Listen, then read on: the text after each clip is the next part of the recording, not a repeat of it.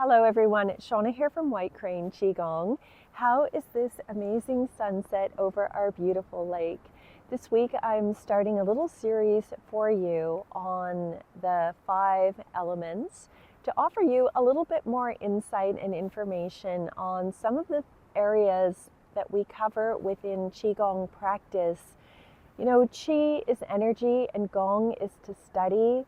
So Qigong is literally a study of your own energy so that you can learn to understand yourself better, what motivates you, why you might be feeling the way that you are.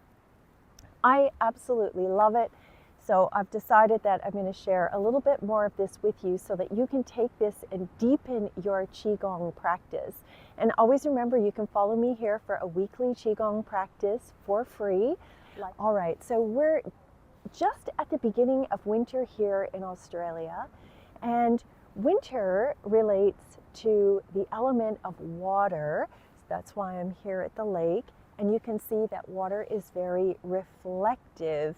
So winter is a time to go deep within height of yin or maximum yin. So going within, having a look at yourself, your life, what can you let go of, what can you expound upon, so that when we move more into the yang seasons of expressing outward like spring, and then maximum yang is summer, you have the energy to do so. Whatever we're holding on to is taking up space, and no matter where our mind is, our body is always in the now, it's always present. So you might have heard the things like, you know, the body keeps the score, because the body is always in this moment. So a few key words to remember for the element of water is the kidneys and the bladder. Each element is always paired with 2 organs at least, and usually one is yang and one is yin. So the kidneys are yin. Think of winter, water, wisdom, and willpower. Your willpower really resides in your kidney chi. So where do we get our kidney chi? Well, it's believed that we get a little bit of essence from our mother at birth and some from our dad. This combines together to create our essence, or our jing. So the quality of your parents' chi or essence, their jing, really has a huge impact on your own. If your parents are in great health at the time of your conception, this is obviously passed on to you.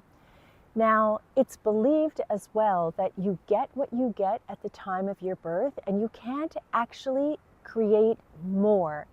You can nourish, cultivate, and strengthen your jing or your essence, but you can't actually grab more.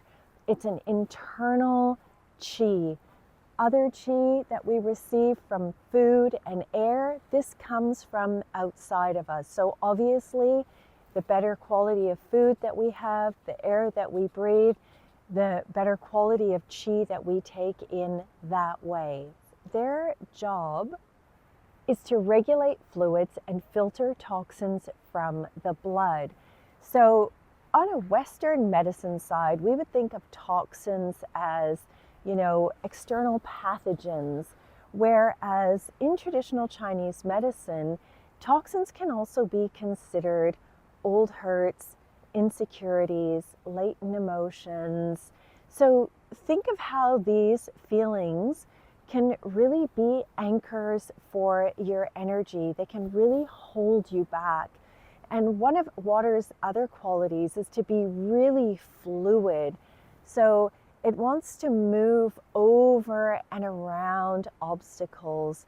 It's really tenacious and persistent. It doesn't give up easily. It's going to do whatever it can to get to where it needs to be, which ultimately is to move its way back to source. Stress, fear, insecurities, any kind of emotional tension is really draining for your kidney chi. Our kidneys are very related to our intention, and as I mentioned before, our willpower. So having good, strong kidneys is vital to your capacity to actually move forward in life. The kidneys are also related to the legs in the sense that the kidneys nourish our bones. So think about your bone marrow. Vitality, premature gray hair can indicate like stress on your kidneys. We want to have good, strong kidney chi to have vital, vibrant energy. Your legs have the largest bones in your body. Your legs represent your ability to move autonomously. You can move forward, you can move backward, you can come and go as you like. So being able to walk, being able to move certainly has its benefits and advantages. Key colors for the winter season is black. So again, think about this maximum yin, withdrawing inward, going into the depths of yourself to have a really good look at what's in there. You know, the more honest that we are with ourselves about what's going on within and with our own lives, the easier it is to step forward. I know for myself, one of the greatest challenges is often just letting go. You know, no matter if it's good or bad, at least we know what it is. Whereas when we let go, this inherently creates inner space, and nature abhors a vacuum. So this space is naturally going to be filled with something. And if you don't know what that something is, sometimes we can hold ourselves back just for this false sense of feeling safe and secure.